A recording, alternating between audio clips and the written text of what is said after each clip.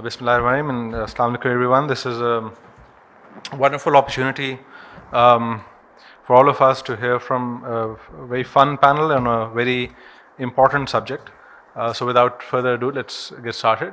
Our topic today is perhaps one of the most important that a Pakistani economist can engage with.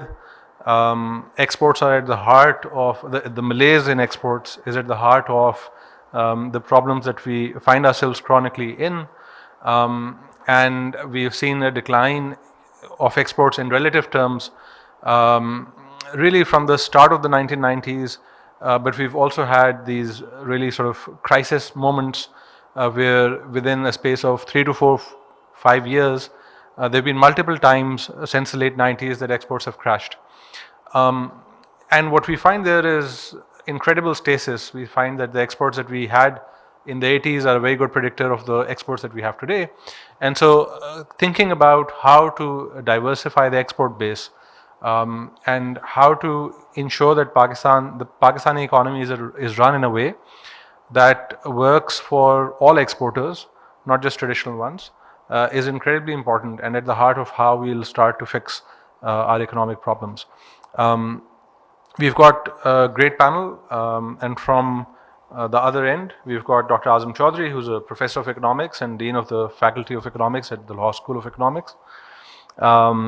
He probably doesn't need much introduction, except that he's a PhD in economics from Brown, and he's got more than a decade of work in this space of thinking about how to work with specifically the micro details of industrial policy in Pakistan.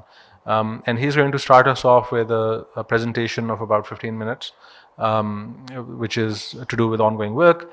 We then have Nadia Mukhtar, who's a master's in economics from Oxford in development.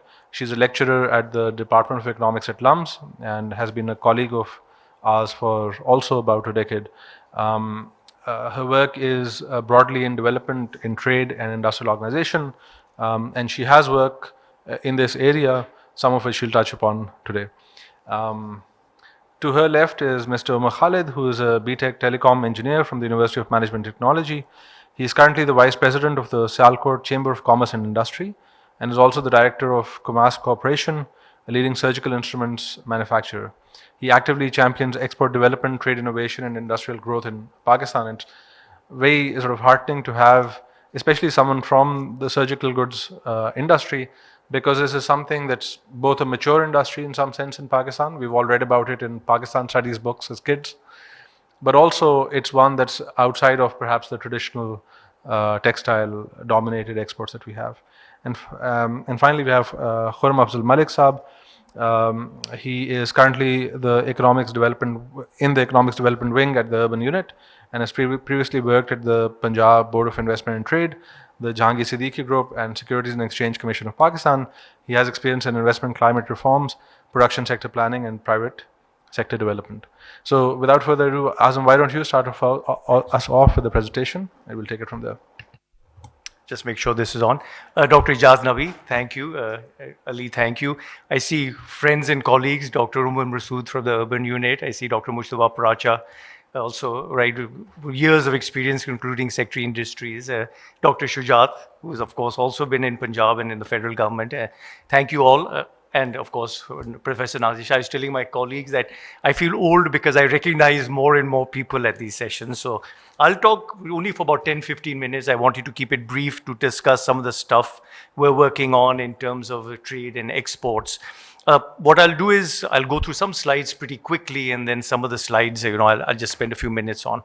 And when I get to the slides on my projects, I do want to make a special note that, Dr. Ijaz Nabi, Dr. Naved Ahmed, IGC really deserve a lot of credit for a lot of the cutting edge work that's been done, not just today, but for the last few decades in economics. So thank you, Dr. Ijaz.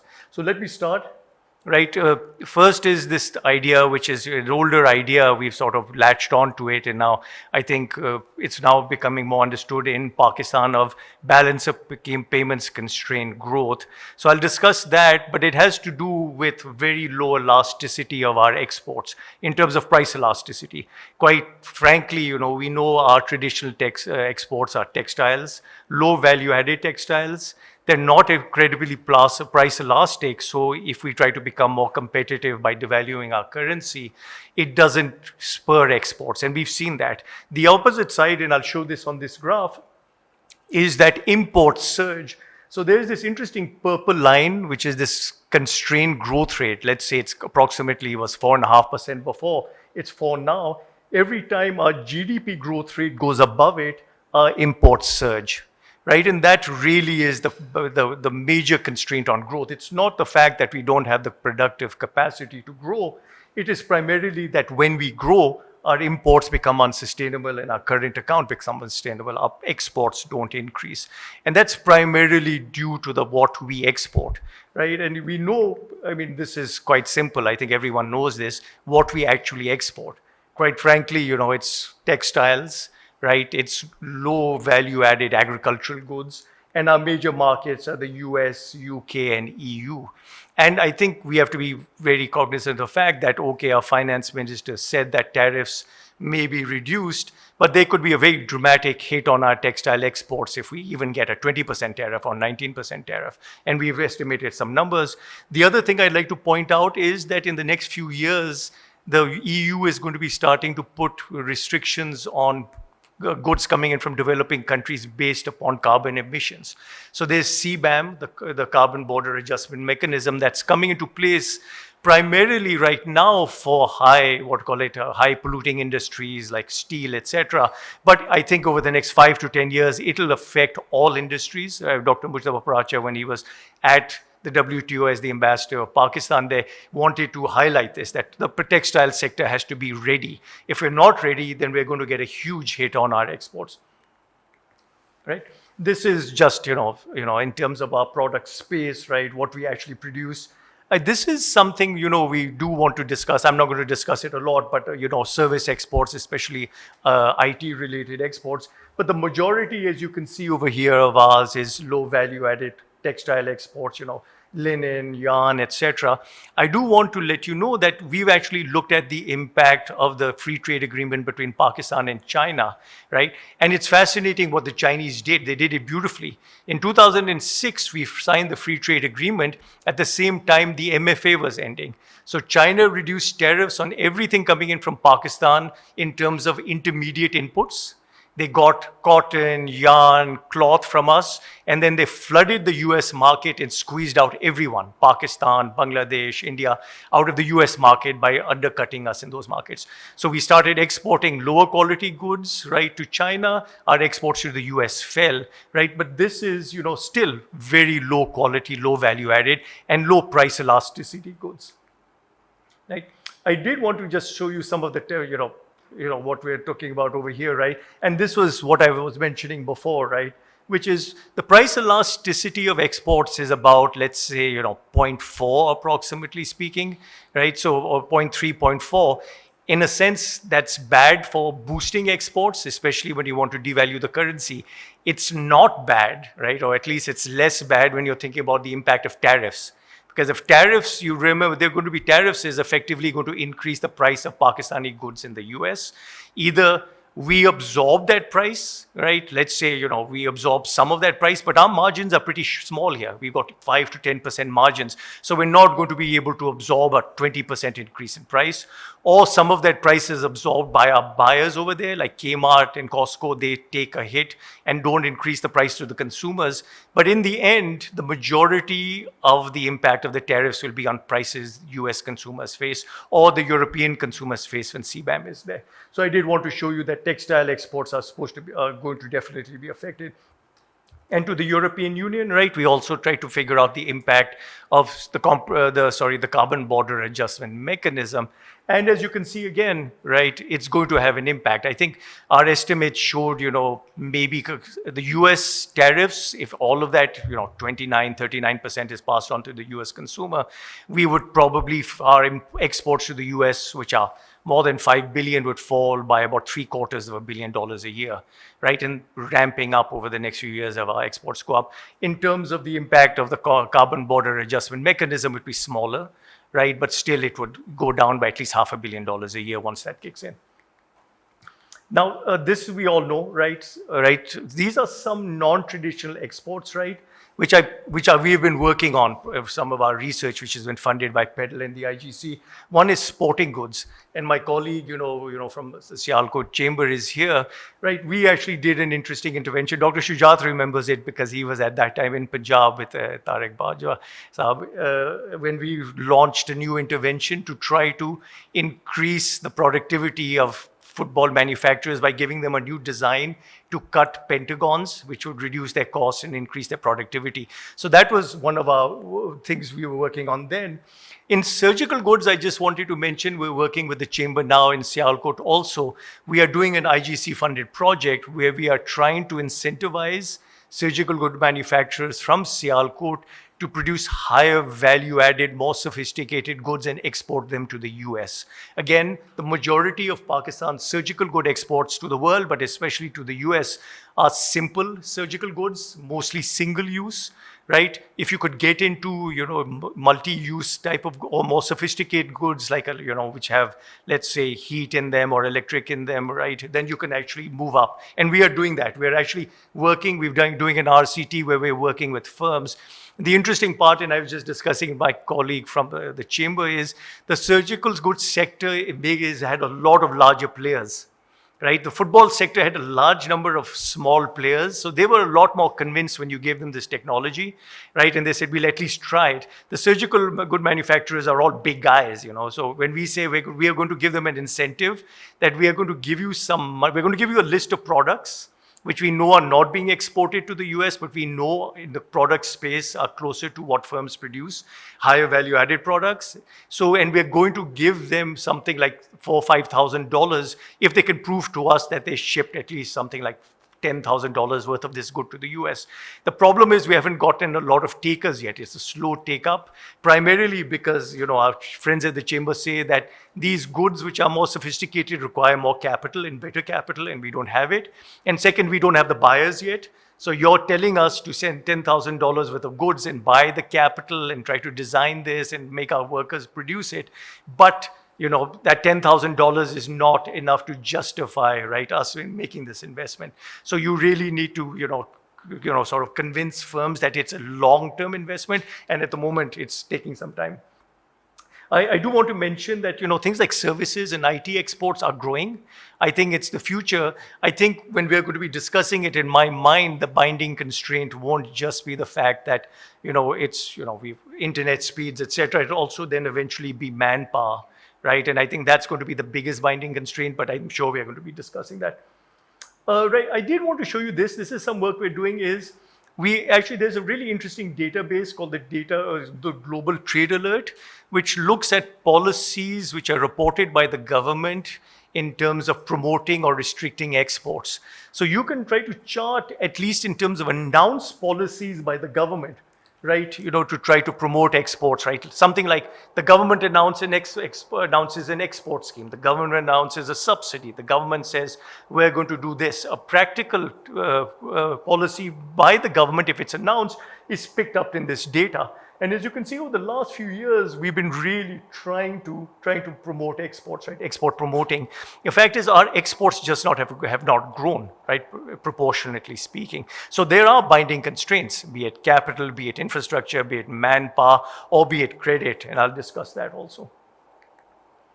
I did want to do this. This is something we're working on in terms of global value chains. I know, I'm sorry, it's a little bit technical, right? But forward and backward linkages in terms of value chains is something we're very interested in. There's a new data set which is now available, which looks at value chains.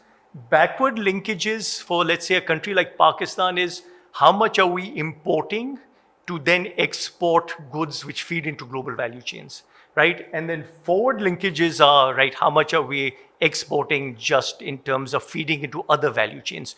So what you find over here is this, which is, right, the GVC ratio, right, in terms of global value chain ratio. You want this number to try to be high and try to be close to 1. You want to import goods, right? But those goods are used to produce other goods for the export market, right? So if you you import a bunch of stuff and consume it domestically, backward linkages are really high, right? If you try to export goods only using your own stuff, right? Raw cotton grown here or rice, etc., your forward linkages are high. The way you really see it, countries that grow and have grown dramatically is their GVC ratios have grown at the same time. China, I haven't shown it over here, both forward and backward linkages have skyrocketed, right? And I think this is something which I was really interested in. I do worry about global value chains now with this, tariff regimes we're entering now. There's going to be a lot more friend shoring, right, home shoring, etc. Right? You're going to want to try to, get inputs from either your own country, which the US wants to do, or neighboring or very close countries. Right, and sorry, this is the same stuff. I won't spend too much time on it. I do want to just last few slides, discuss some of the preconditions I think we are going to be all discussing for, producing, promoting non-traditional exports. One is, right, credit, right? Capital is always a binding constraint. We were just discussing that for the surgical goods, right? It is we're not importing high quality capital, and it's very difficult, number one, to import it, but number two, to justify the expenditure, because you have to have a stable, economic system in place. You have to have a foreign economic system that's stable. You have to have market demand. You have to have buyers for the good to justify buying the capital. And a lot of those things are lacking. Credit, right? You see the latest numbers in terms of bank lending. There are only a few hundred companies that get 80-90% of loans in this country. So all that is being said by the federal government or by the provincial governments that we're going to lend to SMEs, the fact is, why should banks lend to the SMEs? Now, okay, interest rates have come down to 12%, but when interest rates are 20%, you're going to lend to the government, or you're going to lend to Mia Mancha, or you're going to lend to a Segal. You're not going to lend to an SME. And the SMEs are really the drivers of growth. So credit, I think, is a binding constraint. We had these state bank schemes to try to give subsidized credit to SMEs, right? I think now they're shifting that program to an export-import bank. But Dr. Mujtaba Pracha and I know Dr. Ijaz Nabi have been working on an export promotion fund proposal, right, to try to rejuvenate that. And I think something about, making sure that there's enough credit, for firms to invest in capital, right, and then try to get into new products for export markets is something, I think, a major component of that. I think trained labor, right? It's interesting that, we actually, to go back to our Sialkot project, right, the football one, we gave firms this new cutting design and we gave it to them for free. And we gave it to them and explained how to use it. And we said, here's it, this will save you money. We're going to show it to you. We guarantee it. And we walked out. And I remember when we walked out, we thought to ourselves, this is going to spread so quickly that we may not even be able to measure it, because everyone's going to adopt it. Muft ki technology mil gayi hai, right? And then all of a sudden we sat back and no one adopted it except for 2 firms. And those 2 firms that adopted it were firms that paid their workers fixed wages, right? And trained their workers. And we found that, because the other workers who were getting piece wages said, we're going to cut the same number of pieces. Why should we try to use this new dye, right? Why should we learn this new technology? So the labor wasn't trained or wasn't willing, right? And I think labor is going to be also a very binding constraint, right? And then I'm a big proponent of industrial strategy. It had gone out of favor for the last few decades, right, with the Washington Consensus. I think, right, it's back. It's back in a big way, because I remember I was at the WTO and Mujtaba was there. And there was this, the DG said, this was a few years ago, industrial policy is making a comeback. And the Egyptian chair sitting next to me was really excited. He said, that's great. Industrial policy is making a comeback. And she said, the DG said, I'm not saying it in a positive way. I'm saying this is a terrible thing, and we want no industrial policy anywhere in the world. And then we saw the CHIPS Act, we saw the Inflation Reduction Act in the US, we saw massive influx in industrial policy, being done by the EU, etc. And now we see tariff policy, which is, industrial policy in itself. So industrial policies and strategy is coming back, and we need to, right, look at it. I really think that the era of globalization is stalling.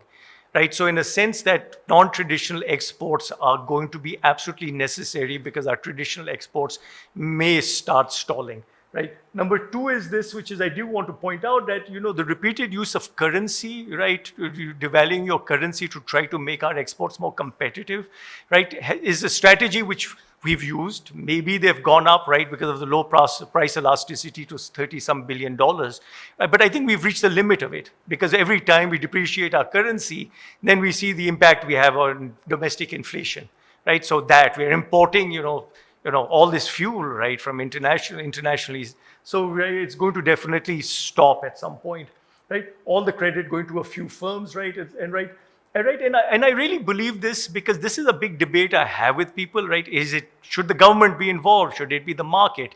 Is it the government that should be making industrial strategy? And I believe the government should not be in the business of lending money. The government should not be in the business of producing steel or running airlines. I do believe that now, right? No matter what you think. But I do think, because the private sector is very good at allocating resources efficiently, but I don't believe the private sector has the capacity or the interest to look towards the future to develop an industrial strategy. One of the things we've been looking at in terms of industrial policy, right, and I'm going to really stop here, is this really interesting new literature on industrial policy, looking at historical industrial policy. And they found that in the case of Korea or in the case of Finland, right? Finland was an interesting case because after World War II, the Soviets, as part of reparations, said, you have to give us this amount of steel. And you have no choice. And they had no capacity to make steel.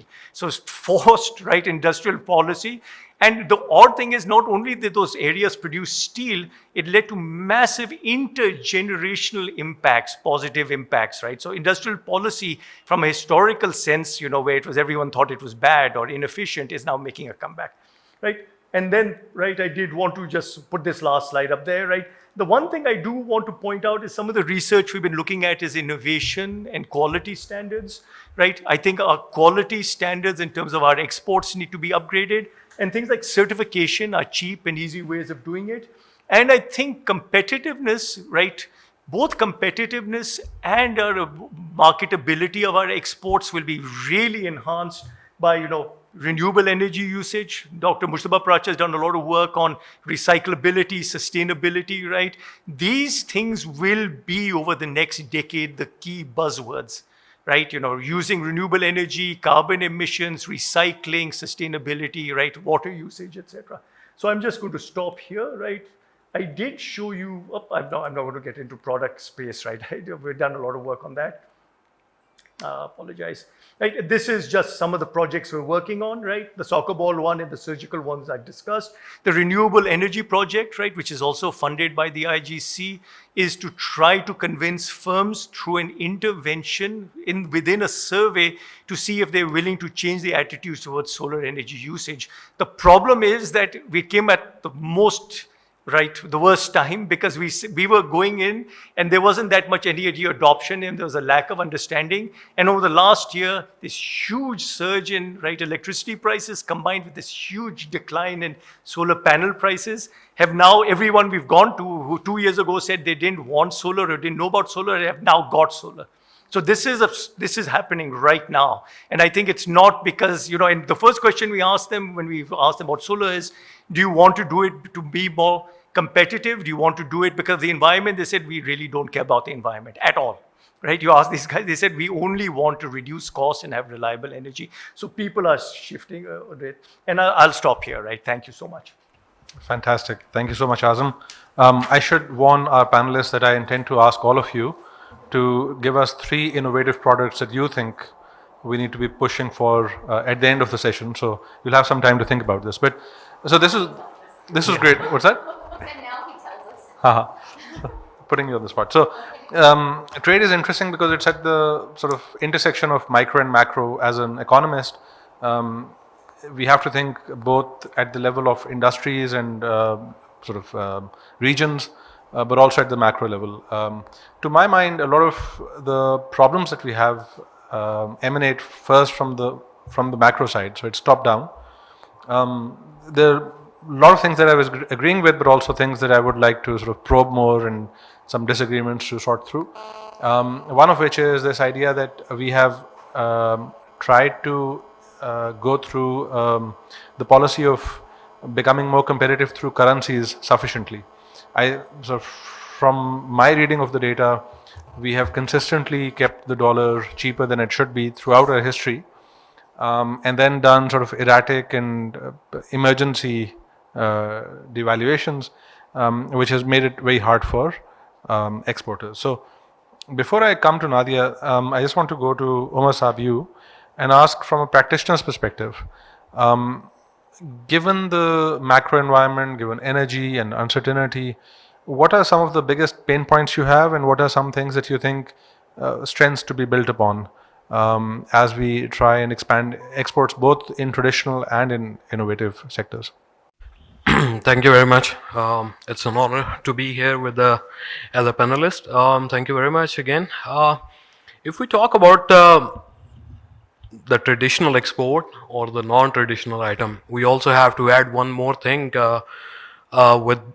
with this topic: how to sustain and how to keep the export at the same level what we are doing. We also have to think on this one, because we are thinking for the export of non-traditional products to the countries.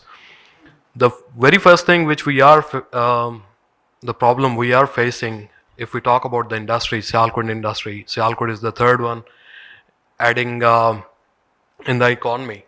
So, but still we are facing a huge backlash in the technology, in the product. Especially, we are not getting the right technology how to enforce in our industry. We are still doing it by hands, by normal ways, which we are doing like 40 years, 50 years back. Few of the industry is they transform themselves to the new things, but we still have a lot of problem in the technology phase. I'll give you one example for the technology. The industry, if we talk about the surgical instruments, the industry is moved to the 11 or 12 axis CNC machines. But the bad thing in the Pakistan, we are still at the 3 axis. And still the 3 axis is not available in the Pakistan. So that is one of the main reason, like our export is declining. We are not sustaining our export, we are declining our export, if we see the graph. So these are the things which I'll be more happy to discuss in the conversation further. Fantastic, thank you. Khurram Saab, will come to you after Nadia, and perhaps you can talk more about the policy landscape to begin with. But Nadia, you have some slides to share with us. Sure. So thank you, Dr. Azam, for this. Thank you for this opportunity for us to share our work, which has been ongoing. A lot of it, as Dr. Azam has pointed out, funded by IGC, CDPR. Here, and Dr. Azam really nicely sort of summarized the key binding constraints that are facing exporters, but more so our non-traditional exporters. So what I'm just going to be doing here is just sort of to give you some numbers, an idea of where we actually stand and how we've been performing over time. So if you look at our exports for this year, or 2024, I should say, they amount to $32.5 billion of merchandise goods and about 7.7 billion of services, right? So we have a total of 40.2 billion roughly that we have. And of course, our remittances and exports are almost the same. So our remittances, in fact, this year are slightly more than our exports even. So, we've got $35 billion worth of remittances for 24, and it's expected to actually increase. But if you actually look at the composition, and I know that Dr. Azam spoke about this, if you look at the composition of those exports, it's mostly textiles, right? And if we just focus on the non-traditional exports, so I'm taking that to be primary raw agricultural commodities, right? So that would be our traditional exports, primary agricultural commodities, no food processing, for example, in there, along with textiles, right? We find out that actually out of these, $32 billion worth of exports that we did in 24, only 5.7 billion were actually non-traditional exports, right? Falling in those categories. And what that means is that, less than 20% of our exports are actually non-traditional items. And this is important because if we track this trend over time, what we notice is that, in 2005, the same category, so I've just used the HS 2-digit categories, that was 18.7% of our then exports. So in 2005, we were exporting, these non-traditional exports were amounting to about 18.7% of our world exports. And now we've actually gone down to, 17.4. So let alone increasing them, we actually do see a slightly downward trend here. And if you look, 2005, so all of them. So I have all of them over here. So we've got 2005 all the way to 2024. Yeah. So in what sense are these non-traditional? I've been hearing about Yes. surgical goods Yes. for the last 40 years. Yeah. So in what sense are they non-traditional?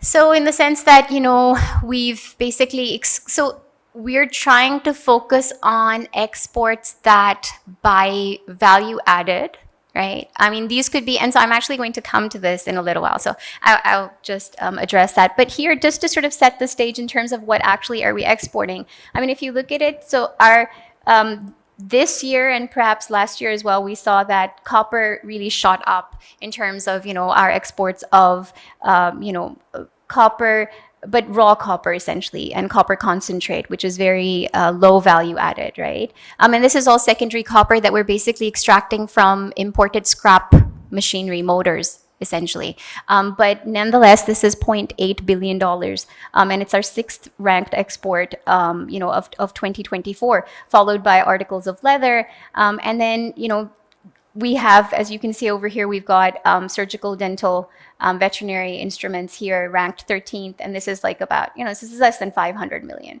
And, the thing to note is that we quickly just move from, 500 to very, small numbers here. So it's interesting because I want to really call this the curse of the low-hanging fruit, right? Because we always talk about this and we say, well, let's just focus on the low-hanging fruit. But what's actually happened now is that we need, we need two things, one of two, or both is what I'm going to argue.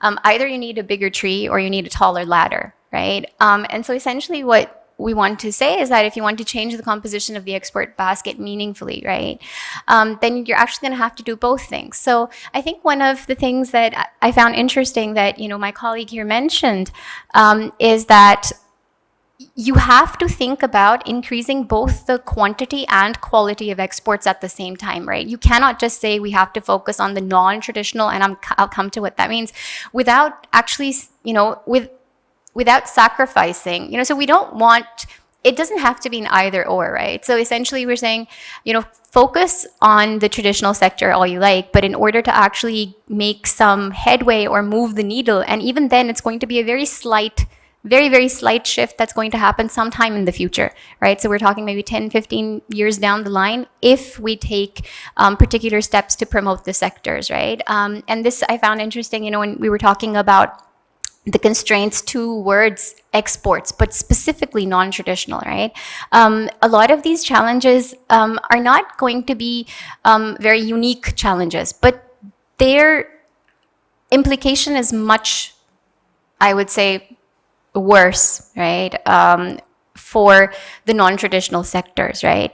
So here, what I want to talk about is that, if you want a bigger tree, then one way of doing it is to, maybe, there are different pathways to growing exports, right? We've seen countries that have, found a new comparative advantage, but that's very rare, right? That's not going to happen to everyone. It's mostly hydrocarbons essentially, or some, other minerals. The other route is, of course, to increase labor-intensive manufactured exports, like Bangladesh did with, garments. A third route is, what East Asian countries did, whereby they actually focused on, higher skills, engineering skills, and actually did manage to expand into higher value added products, right, or product families. And so this is very important for us to focus on, because if you look at what's happening to other countries, right, or what they're doing well, we're essentially, relatively speaking, in a worse position globally. So we're losing our global competitiveness for a variety of reasons, So, for example, the costs of production are higher, but also because the nature of the basket that we're exporting is, as you know, low value added. Right? And so if you just look at this chart here, that the challenge, if the challenge is to improve both the quantity and quality, then, this chart over here is, what Dr. Azam also spoke about, the economic complexity of Pakistan, right? And as you can see, so we're just tracking this over time. So if you start off with 1985 over there, you notice that, Pakistan was actually doing slightly better than Vietnam. So a higher ranking is better in terms of economic complexity. Economic complexity is just measuring the know-how and skills that are embodied in the product basket that you're exporting, right? But if you just follow what's happened with Pakistan over time, whereas you see Vietnam, the line has just, completely skyrocketed, right? With Pakistan, unfortunately, we've really stagnated. And this is very important, because if you're talking about non-traditional exports, then this becomes important. Now, insofar as what counts as non-traditional, so I was doing an analysis for a current report, and all the current export data led me to the usual suspects: surgical, auto parts, leather, for example. But that's just the nature of the data itself, right? Because we don't export non-traditional items, right? Obviously, they're not going to show up. Because they don't show up, we don't tend to use them when we're, making our policies. So I think now what's starting to happen is, instead of focusing on the data, which is, our traditional exports of surgical. So, for example, in a study that we're currently doing, we've actually looked at products that will have a disruptive or slightly more transformative impact on the economy, right? And we've tried to measure that by the cross-cutting skills that are embodied in that particular sector. So, for example, if those skills can be used to advance the forward and backward linkages across multiple industries, right? Then we say this is actually one of the sectors that we want to focus on. But complete full disclosure, for non-traditional, we've just, the way that we tend to do it is, it's non-food, it's non-textile. Within food, it's not agro-processing, so we exclude that. But in more recent work, I have started to think more about, what is it that I mean, in some sense, you're saying it's a traditional export because it's heavily featured in your export basket today, right? And if we want to really move on to expanding the basket in the next, say, 15 years, right, we need to focus on those sectors, those subsectors where, for example, the exports are not even, they're less than maybe $50 million, right? But the potential for them to have sort of widespread, multiplier effects is really large. So in some sense, what we are, for me, when Dr. Azam was mentioning the different constraints and bottlenecks that are faced by firms, right? And, you said interestingly that the SMEs are the drivers of exports, really. And, there's been a lot of research into why firms don't grow, right? And we know exporting firms are more productive. There's a lot of literature to support that.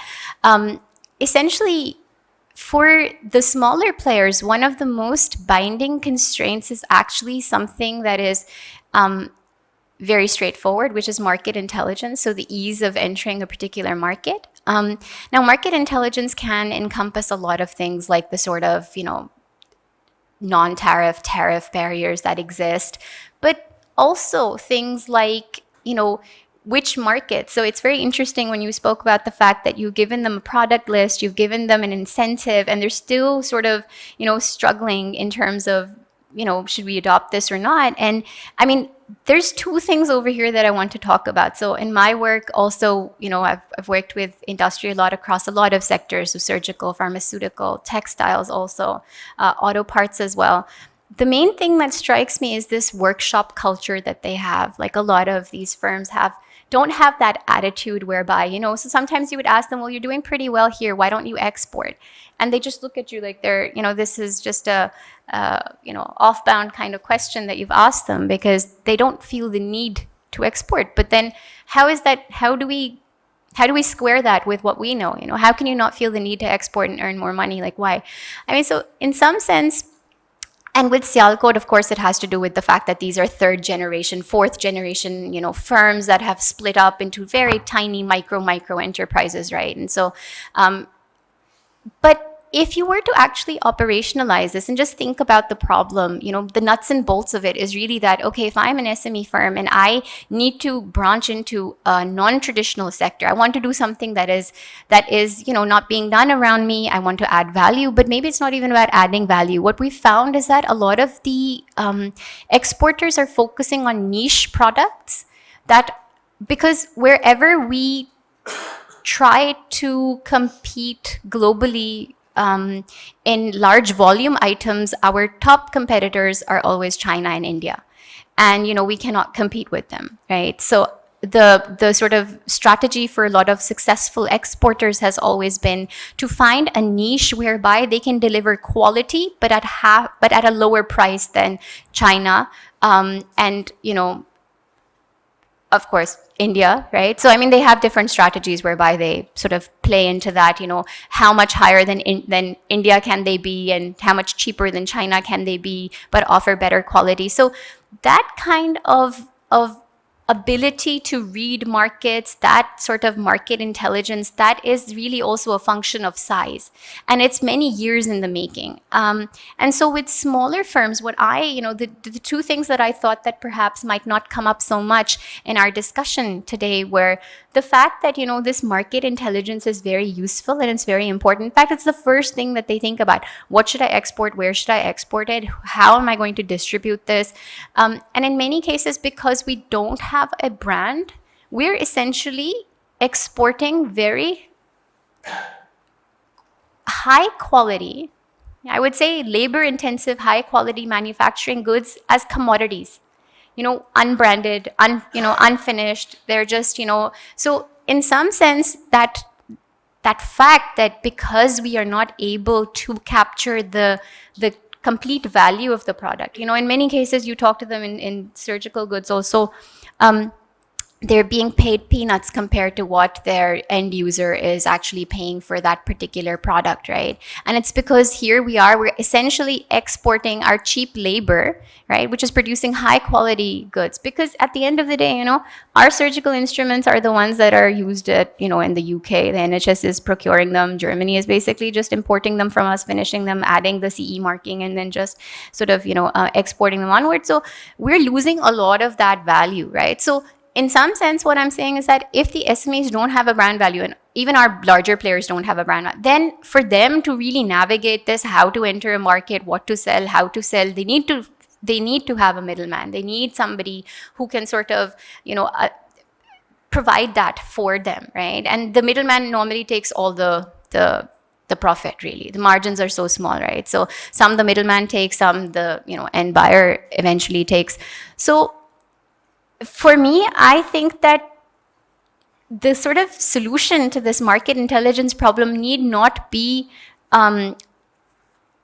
something that requires a lot of money. For example, it could just be something like, using existing TDAP using existing TDAP resources, for example. But, so I've put here that, you can actually teach an old dog new tricks, because now they do have these very, so there has been reform in TDAP. They've actually done competitive hiring. I think LUMS was also responsible in the test, for hiring them. So I think that in that sense, if we were to maybe emulate some of the models from other countries, right? So, for example, we can use our TDAP officers to liaise with the sector-specific councils at the Ministry of Commerce, right? And we could make sure. I mean, so the way I think about it, we have maybe a handful of sectors, 4 or 5, that we can really just focus on. So, are we saying that we cannot develop the human resources to promote those 5 sectors globally, right? I think it should be doable, and I think there needs to be a way to do that. Other countries have had, sector-specific export councils, like Farm Excel in India. South Korea has had many of these as well. Sometimes they're doing simple things like they're just co-financing, product market intelligence report, right? So basically the whole sector can acquire this report at a particular cost, and it's subsidized by the government, right? So things like that are can be useful to lower the costs of entering markets. Nadia, can I just interrupt here, and then we can move back to your conversation later? Sure. But I want to also loop in Khurram Saab. Yeah. And there's some of the disputes that I would have with the representation that you made that I perhaps will ask him to enter the conversation on, and then we'll give you a chance to respond. So, when you talked about surgical goods and the export of a surgical good having a low share of the value, that my concern with that is that when you have any good where the barriers to entry are low across countries, if multiple people can do what you do, the economic rents will be lower. So we would expect them to have a lower share. Also, there's a lot that goes into transport and marketing and so on and so the supply chain within the country of destination. So it's not clear to me that that's necessarily a bad thing as such, unless. So what you're saying is that we just need to make our exports more and more complex and add value, in which case the question then becomes, what is it about our environment that stops exporters from adding value within our environment? And that's more of a sort of environmental, investment climate issue. The other thing that I'm still stuck with, I think Ijaz Saab alluded to, is that for me, a dollar is a dollar, whether it's from a non-traditional sector or from a traditional sector. I think you started to make the case that you need non-traditional sectors to be expanded to create more resilience, which is something that I can get sort of maybe agree with to some degree. But then you also made you were trying to make the argument that we need to pick winners. So we need to think about small non-traditional exporters now that we think can expand. And I'm not sure that I trust any government, leave alone ours, to pick winners, because the track record isn't great. So those are, anyway, some things but perhaps you can, Khurram Saab, given your background in both creating the investment climate and being privy to conversations about how the state thinks about investment climates, perhaps you can come in and tell us about a state view of exports and your other thoughts.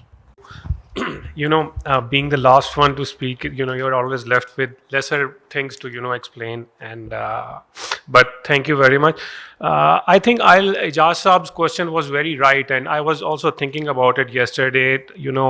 What are non-traditional exports? And for me, Ijaz Saab, I think it is not. Maybe even in textile, if you deepen your value chain in terms of if you shift from right now, if we are just doing like CMT and OEM based products, and you take it to the next level like Turkey did, or some other countries to the design level, I think that is still a non-traditional aspect of it. One. Second is, I think there are already a lot of non-traditional exports that are happening from Punjab. I'll give you a couple of examples, and I came across, thanks to Urban Unit, they let me work all around Punjab, and we can keep going to. I was traveling to working in Multan, and when we were crossing Toba Tek Singh, we found this huge plant made by a local person who has invested around like 1 crore rupees per acre to produce to make a farm which is giving out 30 to 40 lakh rupees per season, and he's exporting all of it to other countries. And what is it? It's the seed exports. He's exporting vegetable seeds. So this is another non-traditional aspects. I think government, academia, I'm sorry, there is maybe a difference of opinion, but I think businesses probably know the most, and they have always the right knowledge, and they are already on to a lot of different experiments. They are already risking their capital, they are going to different markets, and they are already exploring all these non-traditional items. And another that I came across was in, you guys all would know, it was in the newspaper as well. They banned Mandi Baudin's IP address on the Amazon because a lot of FBAs were being done by Mandi Baudin, and it was blacklisted. So of all these different places, we don't know. People just identify different things and they start exporting all those things. There are a lot of things that government do which don't make sense, like setting up a shrimp farm in Punjab. That's a questionable item. So I think there are couple of things that we should leave for businesses to decide. And I am very grateful to Dr. Mujtaba Paracha because he was the one who brought in McKinsey to Punjab, and they gave us a very excellent strategy on industries. But the one fact that we keep forgetting is that industrial policy or any policy is not one time in exercise. It's a constant and iterative process where you sit with the businesses and you keep resolving small issues that they face. And that's why they now call industrial policy or industrial strategy to as a verb, not as a noun. So that iterative process is missing in Pakistan. Every year we build up this 700-800 million rupees budget, development budget in Punjab. For last 2 years, Sindh has a bigger development budget than Punjab for some different reasons. The PSDP is there, a lot of money is going in, but nobody asks businesses, where do you want us to invest next? And there is no prioritization from that perspective. And like Ali Saab asked that, where's the policy gap? I think the vertical integration element of the policy is missing. A lot of levers are with the federal government, and very few levers are with the provincial government. But both those levers are not connected to give a very coherent policy response to the businesses. And that's why a lot of different work goes in, but it doesn't result in gains for the country from that perspective. So this is from my end. And I think another thing that we can add to non-traditional is probably non-traditional markets to export in. Like Azam Saab mentioned, that we are completely relying on US and EU, and these are like the most developed and most sophisticated markets, and they are evolving at this moment. This sustainability issue is at the peak of it. So I think we need to look in our neighborhoods or even in the African markets, probably, and we have missed a lot of different markets recently. We always talked about exporting meat, halal meat to GCC and Middle East, but that never materialized because of FMD issues and all these things. So I think non-traditional items would probably be a difficult play for country like Pakistan, where there is not much policy coherence, but I think if we have some strong institutions with strong policy implementation base, then I think we can look into this perspective, and this can be a reward for Pakistan. Fantastic. Thank you. So I want to lay a few pieces of evidence in front of the panel and get both your reactions to some of that, and then also perhaps. Sure. Go ahead. That's the thing. And when you say, a dollar is a dollar, the point is that, that dollar from traditional exports is going to become harder and harder for us to earn, given the fact that now IP is being used, this green IP is being used as essentially a protective barrier or tool by our developed, country markets, right? So essentially what we're saying is that it's precisely what I'm trying to say. It's not an either or, it should be both. right? And that's when I'm saying, you need a bigger tree or a taller ladder, but they're not mutually exclusive, right? And so we're not trying to say that traditional exports are better than the other, but what we're saying is that if we want to compete globally, given how, given, GVCs, our position in them, how we're always stuck in the, sort of components assembly sort of part of that GVC always, right? That's not where the money is really, right? And so in some sense we're saying yes, a dollar is a dollar, but the point is that because of all of this green IP that is now coming up, use green technology, so many tariffs that they're going to impose on these carbon tariffs. So we really need to diversify away, right? It's a need. It's not wishful thinking, okay, this or that, but it's actually we have to do that. And in terms of picking the winners, it's not about that either. So I think it's to pick sectors to just get the ball rolling, get enough momentum, pick sectors that have cross-cutting skills that can be used in adjacent sectors. So for example, auto parts. Auto parts is moving machinery. It's moving parts, right? You do auto parts, you can do pistons, gears, then you can do, electrical machinery, you can do mechanical machinery. So it's that pathway essentially that we're talking about, right? So one has to sort of begin somewhere, right? And the point about the traditional that I was trying to make was anything that is less than maybe 50 million for us is non-traditional, right? So even when you're talking about synthetic garments, for example, the world has moved from cotton to MMF in terms of 30% is cotton garments and 70% is man-made fiber, and we're doing the opposite, right? So I think that is the conversation that needs to happen. Okay, so my trouble with this entire area of study tends to be that we're forced to switch very regularly from macro to micro, and there's so much detail that sometimes it's easy to keep chasing details and not cohere into a final view.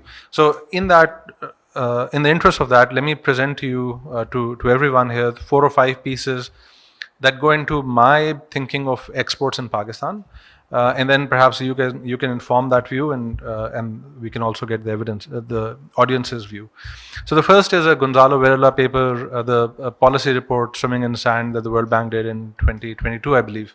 The Country Economic Memorandum had a fantastic sort of graph that showed that subsidies that targeted textiles, specific areas of textile, caused a displacement from non-subsidized areas towards subsidized areas.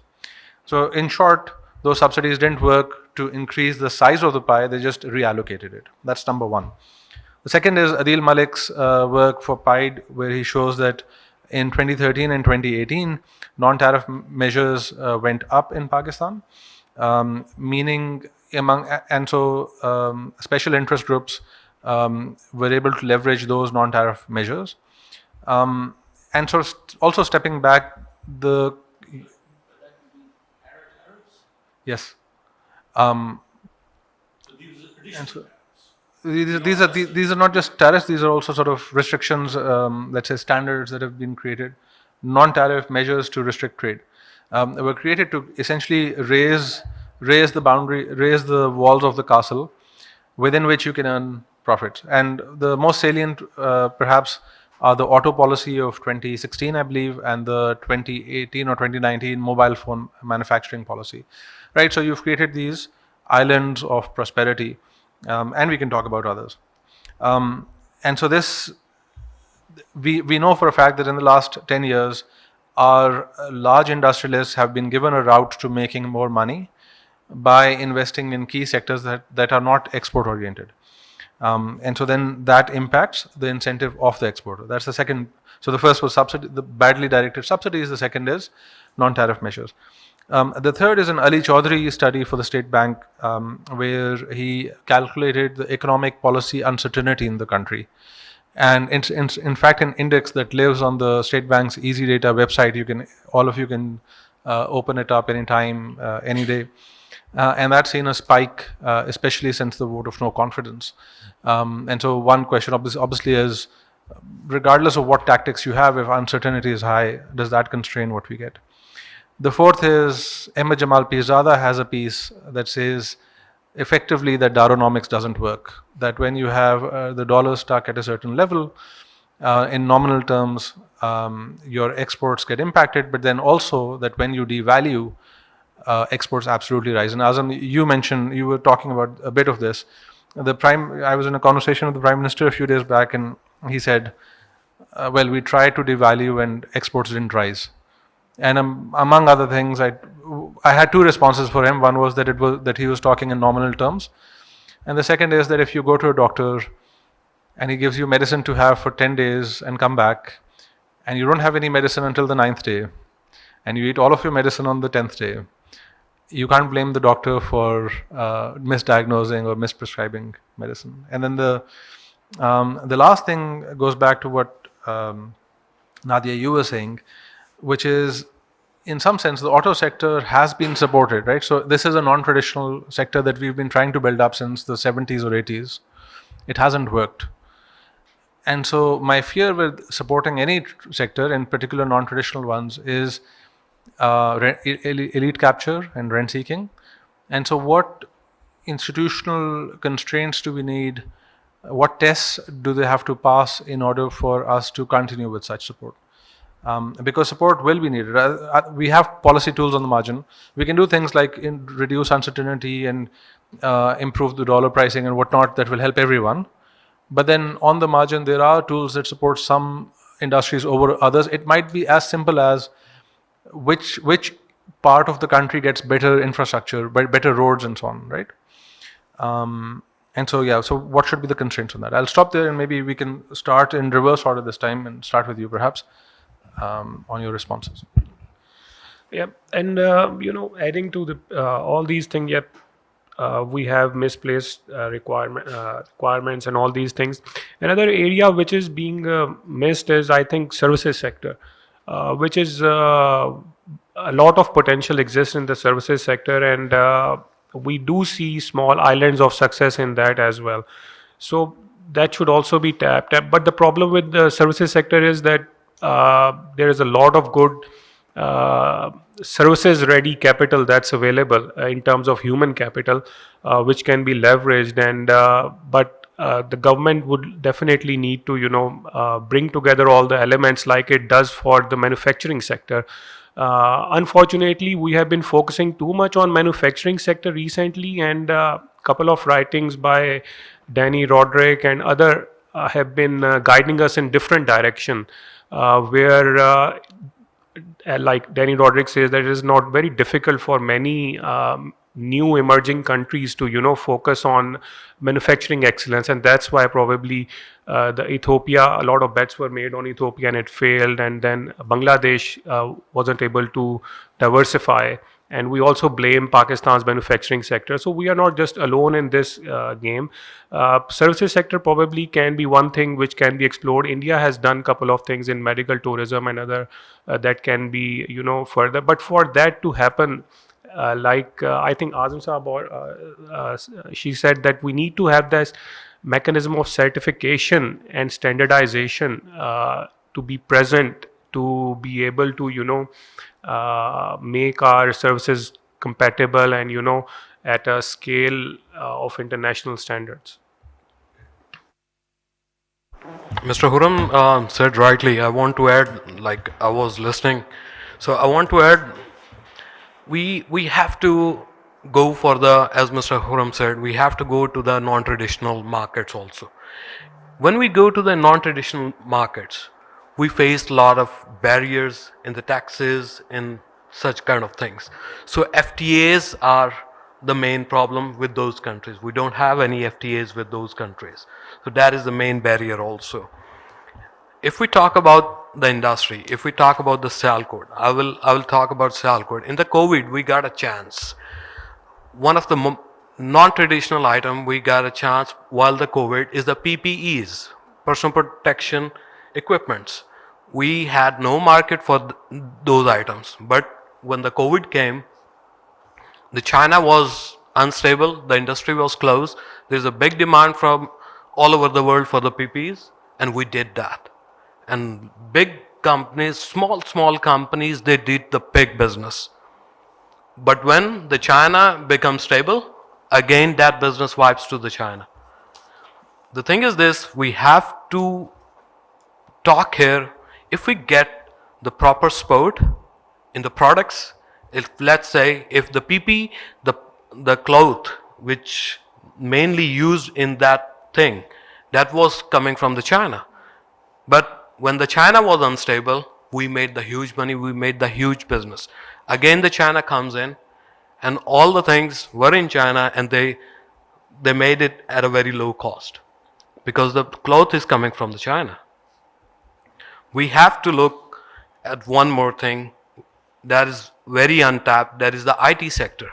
IT sector is very untapped right now. We still saying the IT is the service sector, the IT sector that is booming. But the thing, it's still untapped. And if we have the proper, if we get some support from the government regarding the IT field, we have the room to make it more. Likewise, like if recently one of the small village near the Sialkot, that is declared the IT hub, IT village from the Shiza Fatma, the IT minister. That is very close to the Sialkot. That is called. I just Salman इसका नाम क्या था known मोड़ के साथ था no I will just recall मुझे अभी याद आता तो I will tell you the name and that's the small village that is declared as a IT sub town or something like this. So we have to focus on such kind of strategies from the government to make the more IT villages and to boost them. Sialkot is very adaptive to accept every challenge. We have built our own airport. We have built the dry port. We are building the tannery zone. We are in towards the Sialkot medical city with them. But again, we have to face a lot of policies. We have to stay in a lot of things that restrain from us to go into the untapped market. So sorry.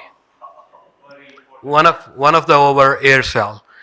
And now the more Boeing are coming, but the thing is this, again, we are always in the policies. We have to face the policies. At the one side, the government says to go and explore the market and to go in untapped markets. When we go into the untapped markets, we face the huge import tariffs over there. So we need the FTAs over there. And those FTAs took a lot of time, like 3 years, 4 years, 5 years time. And the other market like India, Bangladesh, they took all the cake from that market. So these are the few things which we have to think, consider. Thank you. Okay, I think so with specific subsidies, obviously there's a problem there. There's an information gap. Public and private sector both get it wrong. But of course, when the public sector gets it wrong, we all feel the impact of that. But I mean, we have the East Asian model as well, where they weren't picking the sectors. They were selecting the winners, but it was more, export credit subsidies, etc. So they were just saying perform well and you'll get it. It wasn't like a sector specific thing. It was sector agnostic.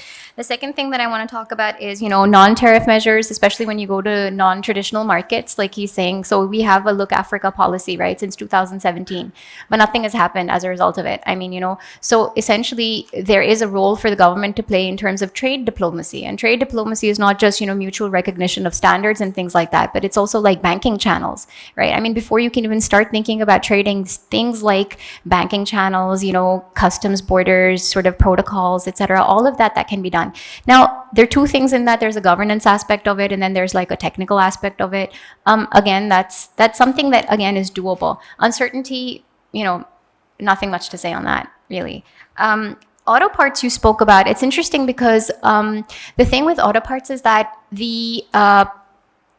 so if you look at localization, even so for the most localized product that we have, which is the 70cc motorbike, right? The localization by cost is only maybe 40-50%, but by component it's a lot higher. That's because so when we talk about FDI, right, but not all FDI is equal, right? So for example, a lot of our joint venture partners will forbid us from exporting to their markets where they're active, etc. So in terms of, so with a lot of engineering products, and I have that list of 3 products that you said that you're going to ask. So within light engineering, the thing is that it's the design and the drawing that's the most important thing, right?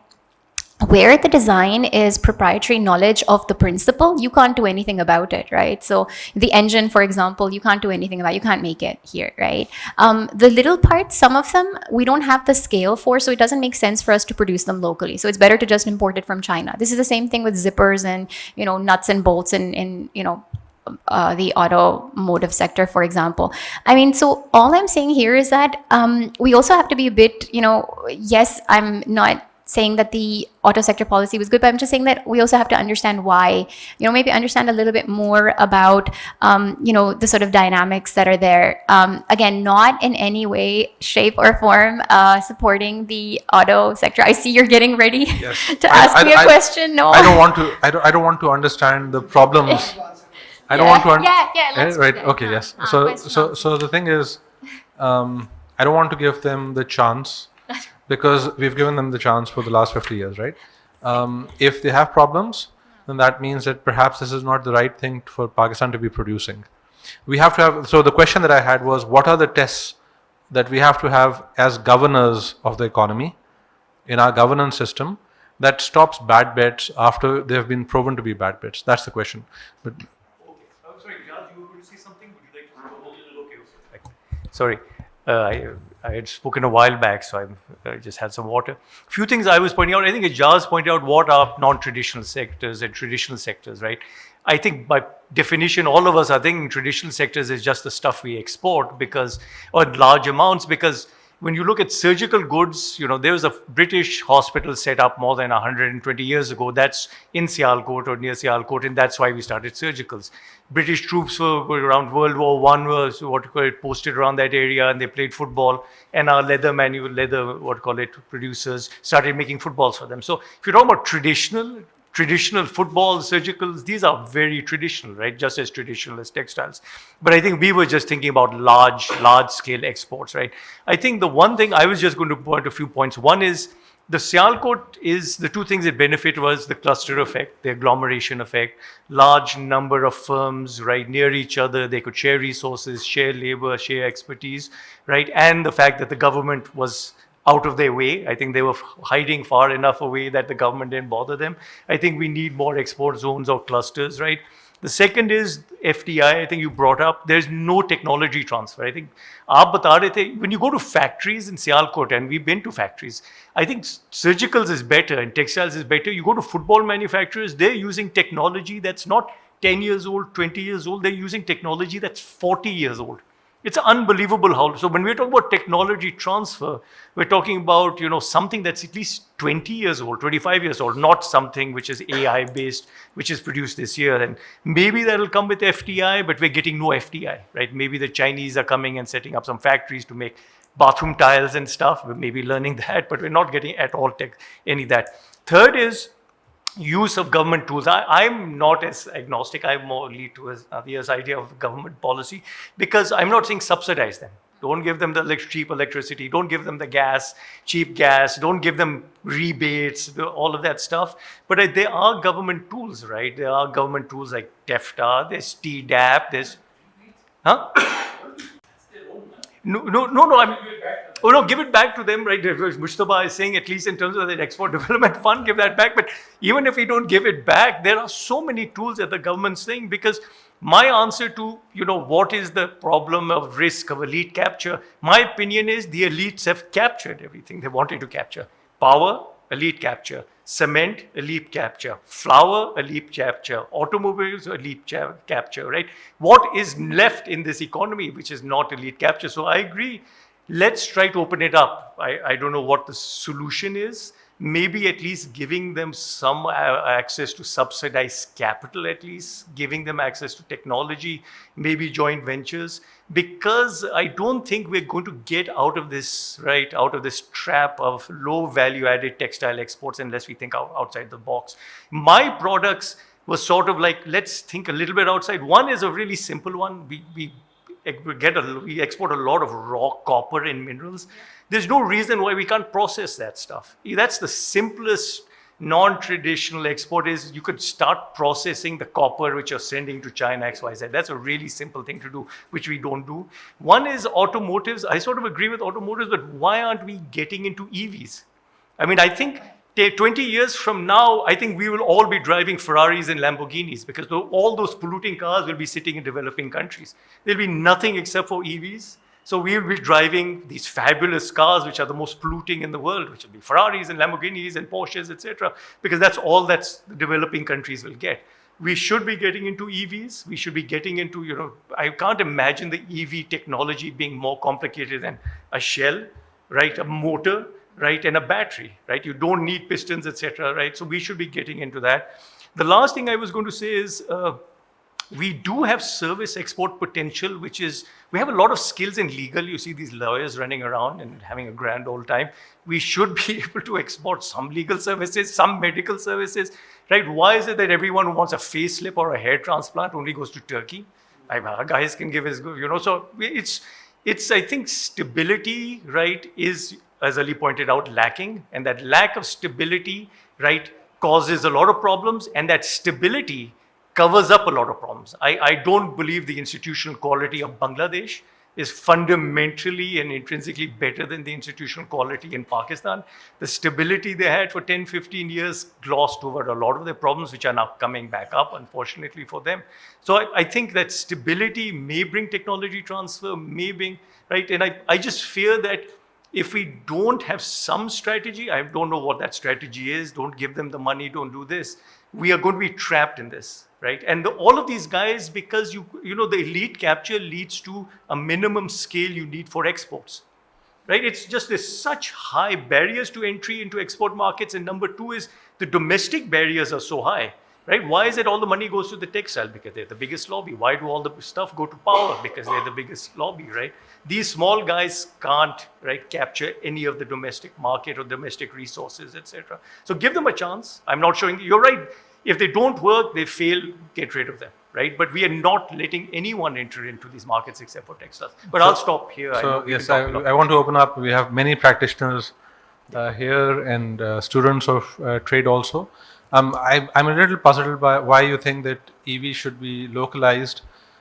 If China can produce an EV for 1 crore rupees, why do I have to pay 2 crores for it? No, I'm not saying I'm making parts for them. No, I don't think we should be making I do agree them. that hair transplant should be localized. That would really benefit. But let's open up for people, for practitioners also. Mushtaba, Shahad Saab.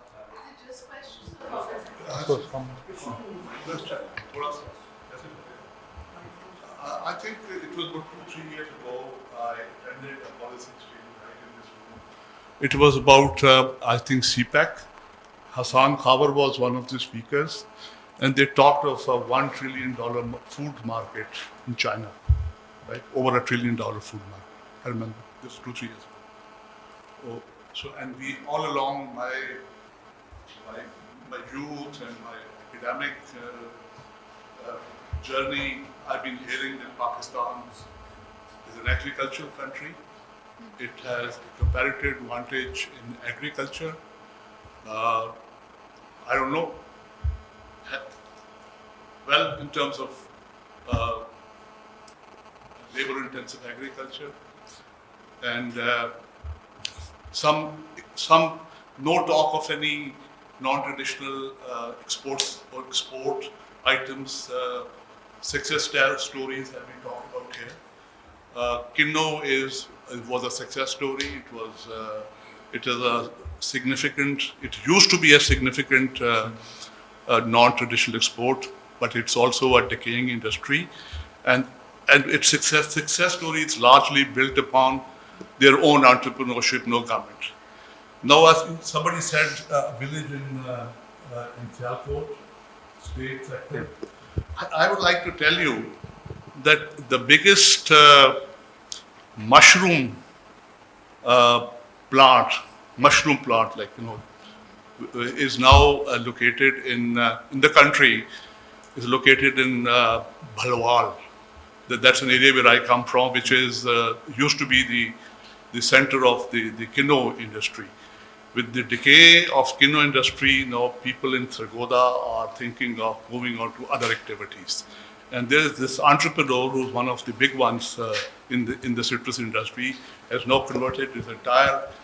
Again, that was like you said that contiguous, this complexity, contiguous skills. You should be going into those close neighborhood opportunities, and he had this initially had a huge refrigerated infrastructure, which he used to utilize for his citrus exports. And now he was looking for a new opportunity, and one thing that he thought would be where he would be able to make use of this opportunity, and build a similar success story in another export area, which we can call it would be mushroom growth. And so this is something that people should need to study how I'm talking of this recorder houseman stuff. You jumping of trees, and you need to be close by in neighborhood.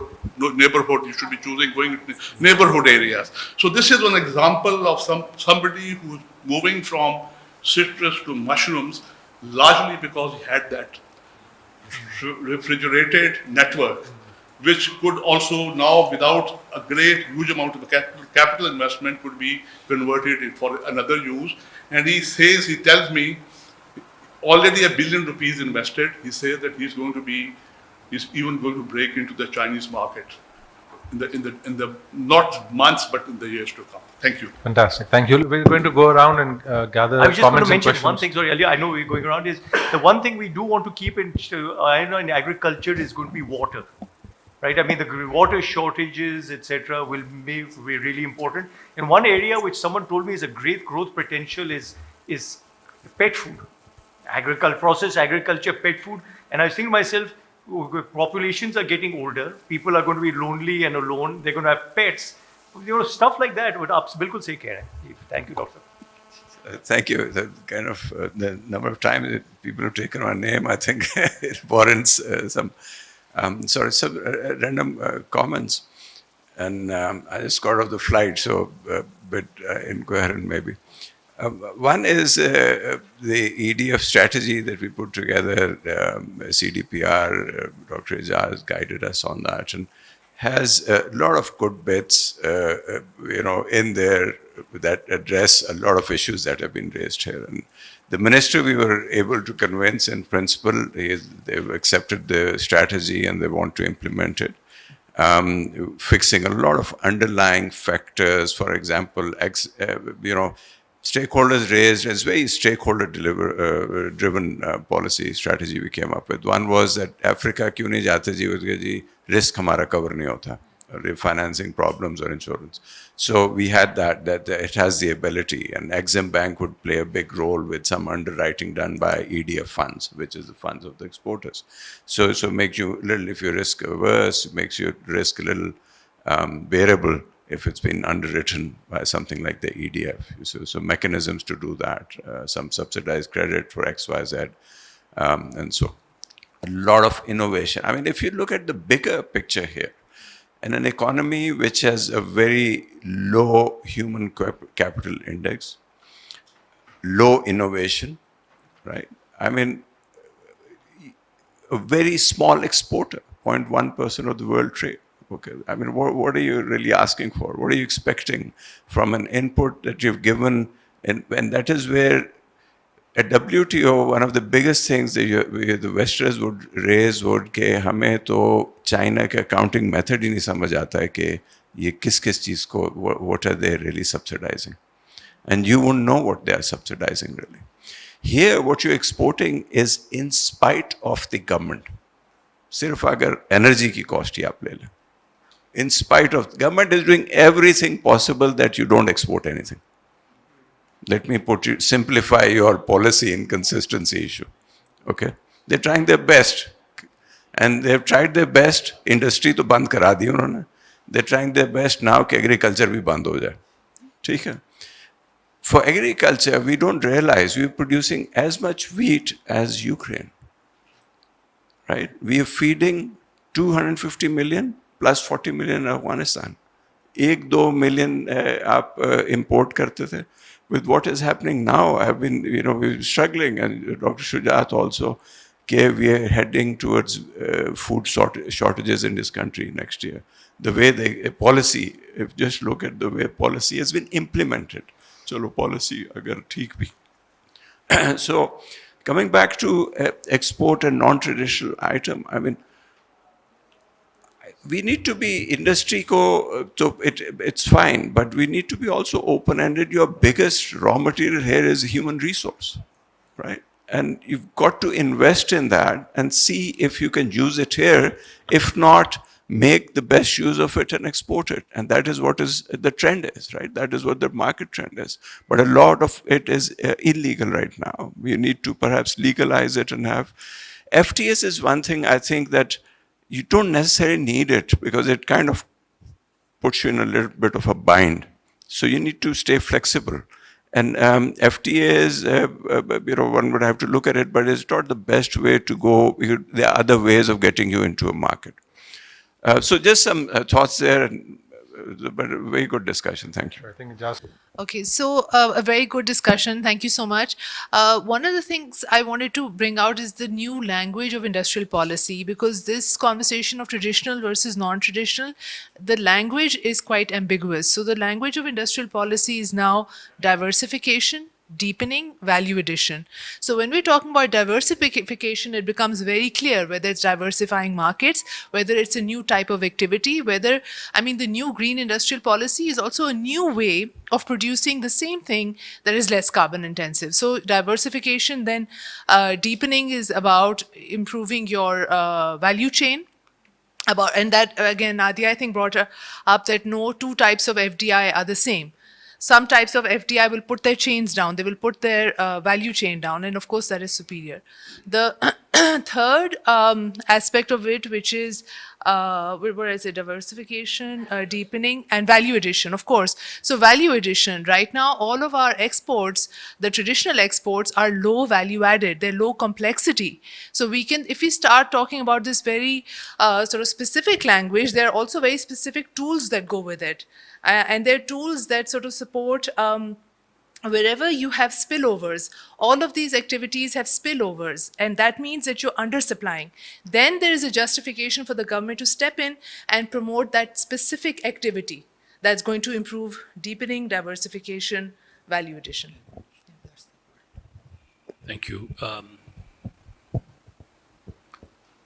I want to step back, और मैं एक ज़्यादा fundamental सवाल पूछना चाहता हूँ कि late 90s तक हमारा एक्सपोर्ट टू जीडीपी शेयर जो था वो साउथ एशिया में सबसे ज़्यादा था. जो कुछ भी हो रहा था, इन्वेस्टमेंट हो रही थी एक्सपोर्ट सेक्टर में. सियालकोट में इन्वेस्टमेंट हो रही थी, नए नए प्रोडक्ट्स ढूंढ रहे थे, ट्रेडिशनल, नॉन ट्रेडिशनल, ट्रेडिशनल में से नॉन ट्रेडिशनल एस्पेक्ट्स निकाल रहे थे, सब कुछ हो रहा था. Starting the late 1990s, हमारा export to GDP ratio stagnate कर गया, गिरा भी, और इस वक्त हम साउथ एशिया में सबसे कम है. तो एज एन इकोनॉमिस्ट उसकी बेसिक वजह तो ये है कि इसमें इन्वेस्टमेंट नहीं आ रही. ठीक है ना, कुछ लोग हैं जो कर रहे हैं इन्वेस्टमेंट, लेकिन उस वॉल्यूम में इन्वेस्टमेंट नहीं आ रही जिसमें आनी चाहिए ताकि आप रैपिडली ग्रो कर सकें. तो मैं इस बात का जिक्र इसलिए कर रहा हूँ क्योंकि गवर्नमेंट ने भी 1-2 कमेटीज़ बनाई हुई हैं जिसमें आप भी वक्तन फ़वक्तन रहे हैं. तो उसमें कुछ फंडामेंटल चीज़ें जिनके ऊपर गवर्नमेंट सोच रही है कि क्या वजह हो सकती है कि इतनी इन्वेस्टमेंट क्यों नहीं जा रही एक्सपोर्ट सेक्टर में. तो एक तो एक्सचेंज रेट है. आप यहाँ जिक्र हुआ था कि बहुत सारे पीरियड्स हैं जबकि हमारा exchange rate real effective exchange rate appreciated تھا. اور اس وچ مینس کہ ہم سگنل دے رہے ہیں کہ امپورٹ کرو, دکانیں لگاؤ اور چیزیں بیچو, ایکسپورٹ کرنے کا کوئی فائدہ نہیں ہے. تو وہ تو تھینکس ٹو دی IMF اب وہ نہیں ہے. ہمارا real exchange effective exchange rate اب کمپیٹیٹو ہے اور رہے گا. دوسری جو بڑی وجہ انویسٹمنٹ ایکسپورٹس میں نہ جانے کی وہ یہ ہے کہ ہم نے کسی وجہ سے پروفٹیبلٹی کو کم کر دیا ہے ایکسپورٹس میں, اور نان ایکسپورٹ سیکٹر جو ہے اس میں پروفٹیبلٹی ہم نے بڑھا دی ہے پالیسی نے. تو جو سب سے مین پالیسی نظر آتی ہے جس نے یہ کیا ہے وہ ہے ٹیرف. تو جب آپ نے ٹیرف کا ذکر کیا تو میں بڑا خوش ہوا کہ کسی نے تو اس کا ذکر کیا ہے اس پینل پہ, کیونکہ ہم ٹیرفس دیکھتے ہیں پاکستان کا بڑا کمپیٹیٹو ٹیرف سٹرکچر تھا, اور انفیکٹ 90s میں پاکستان نے ٹیرف ریفارم شروع کیا تھا اور بڑا زبردست ایکسپورٹ بینیفٹ ملا تھا اس ریفارم سے. لیکن پھر یہ ہوا کہ جب ہم نے لیٹ 2000s میں مشرف گورنمنٹ نے جاتے جاتے انرجی پرائسز کو پاس آن نہیں کیا کنزیومرز کو, بجٹ پہ لے لیا, اس وقت سے ہم ٹیرفس کو استعمال کر رہے ہیں بجٹ سپورٹ کے لیے, فسکل ڈیفیسٹ کو کم کرنے کے لیے. تو جو ہماری کسٹمز ڈیوٹی ہیں اس کے اوپر ہم نے ایڈیشنل کسٹم ڈیوٹی لگا دی, اس کے اوپر ریگولیٹری ڈیوٹی لگا دی, اور اس کے اوپر ہر قسم کے ہم نے ود ہولڈنگ ٹیکسز بھی لگائے ہوئے ہیں. With the result that this World Bank report that you mentioned, Swimming in the Sand, although I took great exception to the title of the report, they asked me to review it. But it happens to be true. We have been swimming in the sand. تو ہم نے essentially یہ کیا کہ we have now become one of the highest protected country in the world, other than Egypt. So we made it very profitable not to be in the export sector, because exporters will need to import, and everything that they import is subjected to tariffs and para-tariffs. So to me, I think it would be wonderful if we could somehow weave that into the discussion. کیونکہ ہم بڑا شور مچا رہے ہیں چند economist government کے ساتھ کہ یہ ٹیرف ریفارم کرو, اس کے بغیر بات بننی نہیں ہے, اور وہ بار بار ہمیں کہتے ہیں کہ نہیں ہمیں پرائیویٹ سیکٹر تو یہ نہیں کہتا. میں کہتا ہوں آپ ملتے ہیں اس پرائیویٹ سیکٹر کو جو امپورٹر ہے, یا اس پرائیویٹ سیکٹر کو ٹیکسٹائل چین میں بھی جو سوتر بنانے والے ہیں, they don't give a damn. ان کو صرف ایک چیز کی فکر ہے کہ energy, because they export energy, they export subsidized energy. There's nothing else, there's no other value addition in yarn. وہ ریڈی میڈ گارمنٹس والوں سے نہیں بات کرتے, وہ سیالکوٹ والوں سے نہیں بات کرتے, اتنی نہیں کرتے جتنی کرنی چاہیے. سو آئی تھنک ہم نے ایک پورا پالیسی کلچر ہے ہمارا, اور جس کے سینٹر میں ٹیرفس بیٹھتے ہیں, جس کی وجہ سے we made it very unprofitable to be in exports, and that has to change. We're just about out of time, but we'll collect a couple more comments. And I would like to suggest traditional, non-traditional, that's a very comparative statement. I would suggest that some exports we are doing as a raw material minerals in a very few dollars. Why not we refine it and export in a expensive value added, number one. Number two, یہ دیکھیں کہ I T is a most important. ہمیں نئے challenges کو accept کرنا ہے. پاکستان کی export جو ہے آئی ٹی کی, دیٹ از اباؤٹ گورنمنٹ سے $3.5 billion, رائٹ. اور I am also the member of Lahore chamber of commerce and we discuss about this I T exports. They claim it's a $20 billion export of IT from Pakistan, but $3.5 billion come from Pakistan, rest of wherever, according to government policy. If government policies make some sense of incentive for this IT industry, that would be $20 billion back to Pakistan. That will be a very effective economy of Pakistan. Third thing जो बात हो रही थी, I would like to say Urdu कि 60 साल पहले आपने कहा, सबने कहा 60 साल पहले कहाँ थे. अभी सियालकोट में जो बात हो रही थी वो पाकिस्तान बनने से पहले वो जो भी सर्जिकल बना रहे थे, फोकस था. गवर्नमेंट कुछ भी नहीं कर रही थी, लोगों का इंसेंटिव था, लोग peoples doing their own works, और वहाँ पे स्पोर्ट्स सिटी बन गई. इसी तरह वज़ीराबाद में नाइफ हुआ तो नाइफ कटिंग हो गई, गुजरांवाला में हुआ तो सिटियों बन. इंडिया कहाँ खड़ा था जी? इंडिया खड़ा था वहाँ पे एक घर में आईटी का इंडस्ट्री 60 साल पहले, पूरी स्ट्रीट इंडस्ट्री आईटी की बन गई, पूरा शहर आईटी का बन गया. हमने उस तरफ फोकस ही नहीं किया. Still we are focusing, not focusing on. Bashir साहब एक चेयरमैन है एक बहुत बड़े, उन्होंने आईटी यूनिवर्सिटी कराची में बनाई है, सिलानी ग्रुप के, उनसे मेरी डिस्कशन हुई है. उसने कहा मैं पाकिस्तान के सारे कर्जे ही ले ऑफ करवा दूँगा. How sir it's possible? Yes, because of ITI. और उन्होंने लाहौर में भी IT यूनिवर्सिटी बना रहे हैं, और पीपल्स स्टूडेंट्स जो उनके IT के पढ़ के हैं कराची में, वो बहुत ज़्यादा घर में कमा रहे हैं, पाउंड्स में, डॉलर्स में. तो ये चीज़ जो जब तक हम नए चैलेंजेस को, ये 21st सेंचुरी है, हमें ट्रेडिशनल में भी वर्क करना है, नॉन ट्रेडिशनल भी करना है, हमने नए रिसोर्सेज को एक्सेप्ट करने हैं. We have to accept. हम जब भी पीछे हो गए. सॉरी.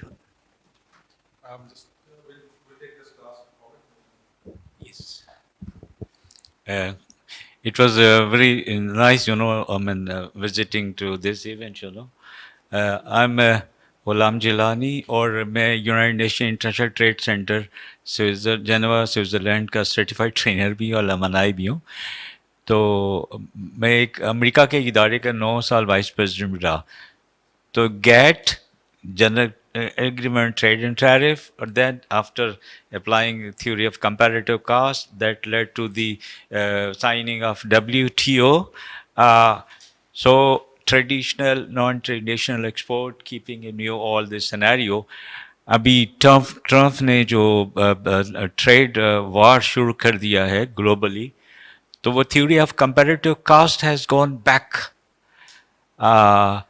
So Pakistan के लिए what I foresee, that जैसे Mr. Dean has rightly pointed out earlier कि China value added, our import and then exported, So I mean, as a result of this, Trump trade policy, I think it will help a lot to Pakistanis if we motivate Chinese, to come and invest here, value added to export it, So, I mean, I want somebody to comment on it. Thank you very much. Does the panel want to have a last word? I completely agree. I think I was just going to say that abhi to Trump, I think, wants to get rid of the WTO. So I think the WTO, those days of the WTO and tariffs being bad are over now. And I think the two things I was going to say, I think all of the points are valid, is one is the risk is actually, I fear, is that if you're losing a few $100 billion worth of exports the Chinese are losing to the US, they're going to say कि Pakistan में डालो, right? Dump the goods in Pakistan, dump the goods in India, dump the goods XYZ. So the risk is that I fear that, going not just on the export side, the imports are going to massively surge now over the next few years. In China तो कहेगा कि जी आप TVs भी और लें, phone भी और लें, सस्ता, और we'll make it cheaper. So I have a feeling that we're not going to be importing machinery and technology. We're going to be importing a lot more finished goods and probably high value added electronic goods. So the risk is that unless we get our exports up, we're going to be in a massive hole. So then what our colleagues may say, then we have 400, 500 rupees a dollar to look forward to. And the only way to get out of that is actually to focus on the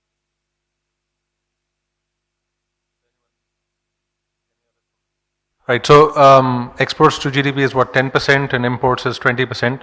The 20% is very close to what the world average is and what the South Asian average is. It's the exports to GDP that's the problem.